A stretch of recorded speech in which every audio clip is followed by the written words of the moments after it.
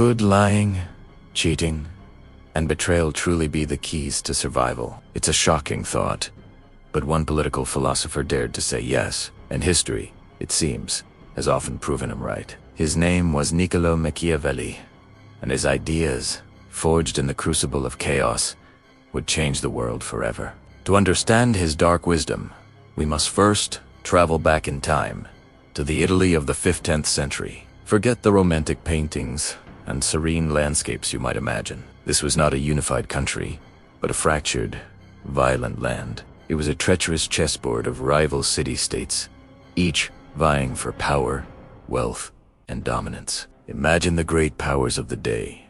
Florence, a hub of art and finance, yet plagued by internal strife. Venice, the maritime republic, its merchants and spies spread across the Mediterranean. Milan, ruled by powerful dukes with insatiable ambition. And Rome, the seat of the Papal States, where the Pope was not just a spiritual leader, but a formidable political and military player. These city-states were locked in a constant, brutal dance of war and diplomacy. An alliance made on Monday could be shattered by a secret betrayal on Tuesday. Mercenary armies, known as condottieri, roamed the land, fighting for the highest bidder. They were loyal only to gold, not to a flag or a cause. Trust was a currency scarcer than a king's honesty. In this world of shifting sands and sudden violence, a single mistake, a moment of weakness, could mean the end of your city, your family, your life. It was into this volatile world that Niccolò Machiavelli was born in Florence in 1469. He was not a prince or a general. He was a civil servant, a diplomat. For 14 years, he served the Florentine Republic, traveling on diplomatic missions, negotiating with kings, popes, and emperors. He had a front-row seat to the high-stakes game of power. He wasn't just reading about politics in dusty books. He was living it, breathing it. He watched leaders rise and fall with dizzying speed. He observed them up close, analyzing their every move, their every decision, their every fatal flaw. Machiavelli saw rulers who were pious, kind, and beloved by their people. He also saw them overthrown, their cities sacked, their families exiled or executed. Their virtue was no shield against a well-timed betrayal. Then he saw others men who were ruthless, cruel, and deceptive. Men like Cesare Borgia, the ambitious and utterly merciless son of Pope Alexander VI. Borgia carved out a state for himself through a combination of brutal force, cunning manipulation, and political assassinations. He was a monster to many, yet his state was, for a time, stable and secure. He got things done. Machiavelli was both repulsed and fascinated. He began to realize a terrifying truth. In the cutthroat arena of politics, traditional morality, the kind taught in churches and philosophy schools, was not a guide to success. It was a recipe for disaster. Survival and the preservation of the state did not depend on being a good person, but on understanding the brutal realities of human nature and power. It depended on strategy, perception, and a willingness to get your hands dirty. In 1512, Machiavelli's world collapsed. The powerful Medici family returned to power in Florence.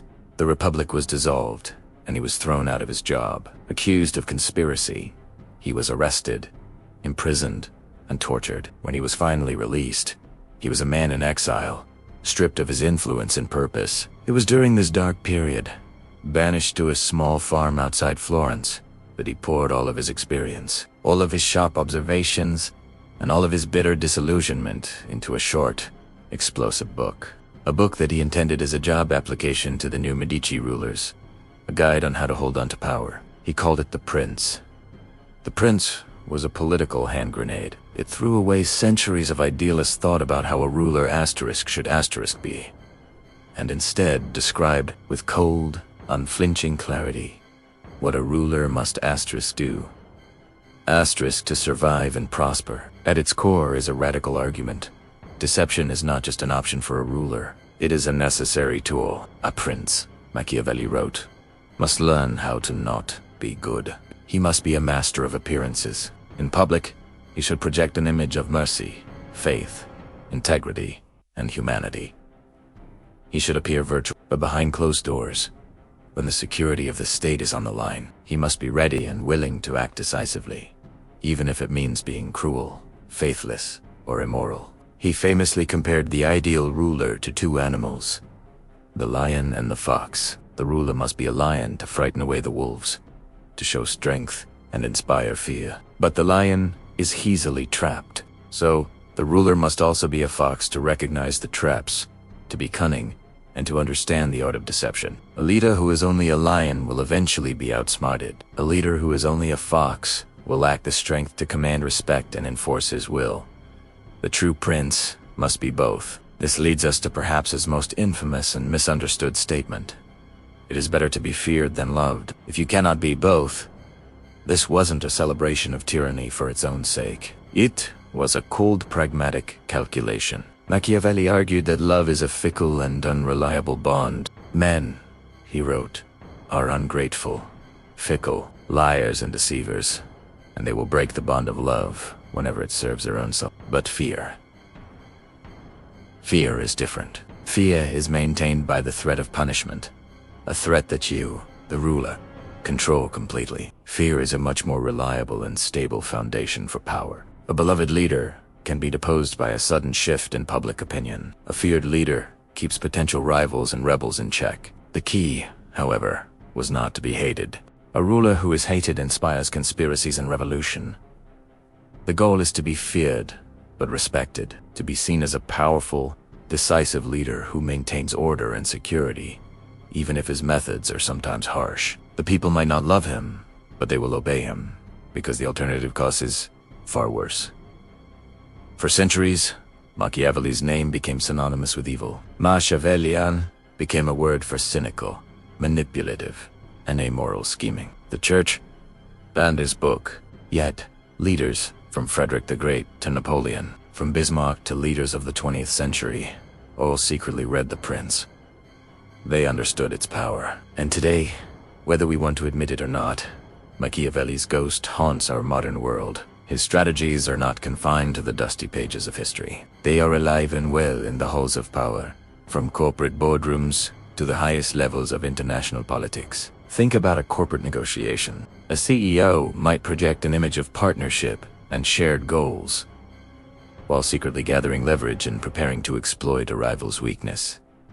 That's the fox at work. Think about a political campaign. A candidate crafts a public persona of empathy and integrity, while their campaign team runs negative ads and spreads rumors about their opponent. That's the careful management of perception. When a nation-state engages in espionage, or uses the threat of military force as a diplomatic tool, that is the lion and the fox on a global scale. Influence, strategic communication, calculated risks, and even deception are fundamental tools used by the powerful.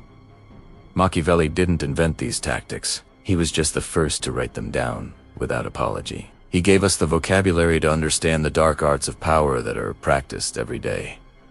Understanding Machiavelli isn't about becoming a manipulative villain. It's about recognizing the game being played around you. It's about survival in a competitive world.